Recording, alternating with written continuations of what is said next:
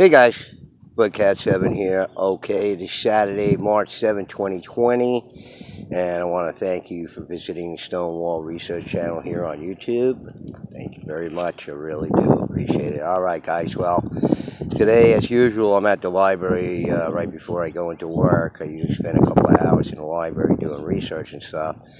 And just check this out for a second.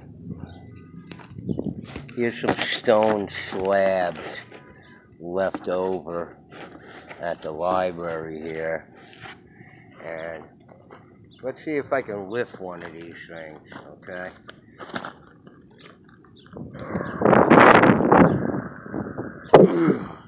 Okay, well, I could barely lift that piece of stone over there, and even if I had another guy to help me out, I probably would have a difficult, even two guys would have a difficult time lifting that slab of stone. And you can see on my foot here how big it is. It's rather thin, right? Just to demonstrate, the difficulty in moving large stone. You see this slim rectangular slab here. And as I said, even with another guy, I would have difficulty lifting this. And we're supposed to believe that the colonists and settlers were out there with their children moving large stone around. As Kevin Gardner says, the average stones in the archaic stone walls are 65 to 75 pounds. Well, I highly doubt that, judging by what I can lift over here. And I've been working out at the gym for about a month or so now, and I'm a pretty strong guy, and I'm having difficulty lifting this slab of stone here. So, and it's not a regularly shaped, standard geometric shape, makes it kind of easy to lift it. But, we're talking about people lifting irregularly shaped stone, and rather large ones at that. And to risk your field animals, or the animals like oxen that you use to plow your fields with, to move around stones and hurting themselves, that doesn't seem logical to me either. But what I really wanted to talk about was, I just finished watching Robert Seffer's video about this hobbit village discovered in Scotland there, in the islands of Scotland off the UK there.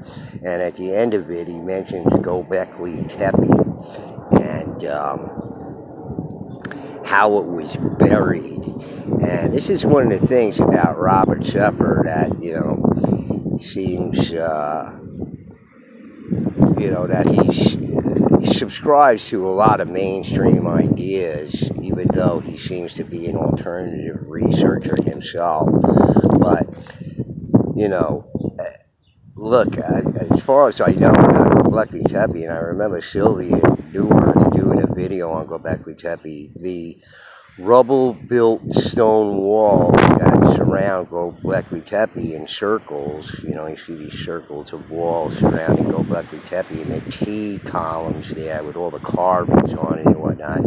Well, Sylvie demonstrated with photos that these walls were built up against these columns where they had, sculpted reliefs in the columns, and the walls were covering up the reliefs on the wall. So she shows that and identifies that in several photographs where these walls were built up to the T columns there and then covering the carving. So it's obvious that, like everywhere else in the world at any given time in the past, it seems to be that, Gobekli Tepe was just another place that people came upon ruins and had no idea who the previous builders were.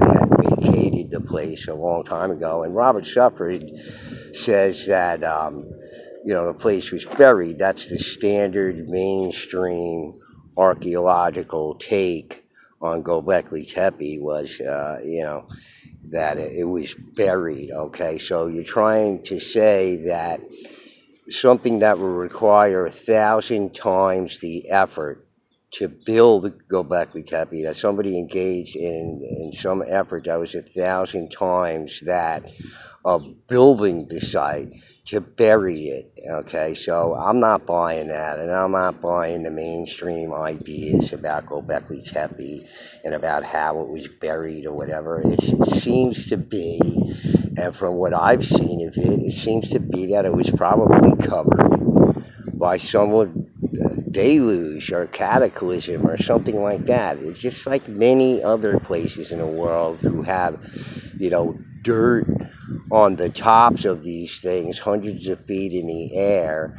And Sylvia's mentioned it any number of times. How did all that earth and everything else get on the top of these monuments to such great extent? And then you have other monuments of equal age or comparable age around the world that don't have any sort of dirt or anything on them. Even the Great Pyramids, when they were sticking out of the sand, they weren't covered with sand completely. They were still sticking out. But, and then where did all that sand come from? Apparently Egypt was a place, according to Dr. Robert Schoch, that was lush and beautiful and filled with vegetation and everything else. So, look, there's different stories for all of these sites, and even Robert Suffer, he's going by carbon dating or whatever it is. Well, we know from the videos on my channel that the carbon dating isn't any good, as mentioned by Cornell University. So I'm just not buying any of that stuff about Gobekli Tepe being buried. Suffer was saying, well, this site is different because somehow the sand got into the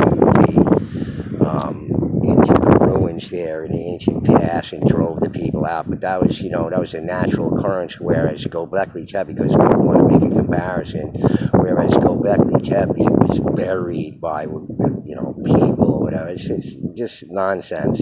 They haven't fully excavated all the sites in Turkey there. They don't know what the story is, okay? So don't go by what they're saying, and all their carbon dating is all off and everything else, okay? And the evidence of Gobekli Tepe, the stone walls being built there were built sometime after the original construction. Who knows, by maybe even thousands and thousands of years. Gobekli Tepe could certainly be older than 12,000 years, and the carbon dates that they get from the area was from a later occupation. They haven't dug deep enough. All right, guys, so anyway, I just figured I'd throw that at you because it was sort of bothering me. Every time I hear that about Gobekli Tepe being buried and whatnot, it just begs credulity there. So in any case, guys, think about it, and I'll be getting back with a video on the Giants real soon. All right? Anyway, Bloodcat 7 signing out. Peace.